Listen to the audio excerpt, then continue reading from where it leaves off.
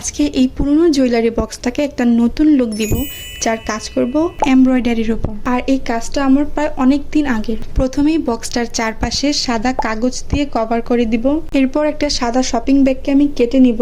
আর এই এমব্রয়ডারির কাজটা মূলত শপিং ব্যাগের এই কাপড়টার উপরই করব। প্রথমে এর উপর আমি কিছু গোলাপ আর পাতা স্কেচ করে নিয়েছি। এবার স্কেচ অনুযায়ী কিছু ফুল আর পাতা বানাবো।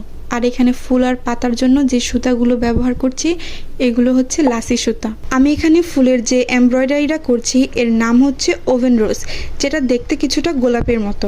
নর্মালি কোনো পুরোনো বক্সের ওপর আমরা বেশিরভাগ সময় কোনো না কোনো পেন্টিং করে থাকি বা ক্লে দিয়ে কোনো ক্রাফটিং করে থাকি, তাই ভাবলাম নতুন কোনো কিছু ট্রাই করা যাক। তাই এই পুরোনো বক্সটার উপর এই এমব্রয়ডারির কাজটা করলাম। এবার বক্সটার নিচের অংশে দেওয়ার জন্য কিছু ছোট ছোট করে ফুল আর পাতা ডিজাইন করলাম। এবার বক্সটার মাপ অনুযায়ী কাপড়টাকে কেটে নিব। এবার ফেভিকল আঠা দিয়ে বক্সটায় লাগিয়ে দিব। এই তো কমপ্লিট হয়ে গেল আমাদের এমব্রয়ডারির উপর সুন্দর একটা বক্স। আর এর ভিতর এখন আমি আমার প্রয়োজনীয় কিছু জিনিস রেখে দিব। তো কেমন লাগলো তোমাদের কাছে আমার এই এমব্রয়ডারির কাজটা আর এই নতুন আইডিয়াটা অবশ্যই জানাবে।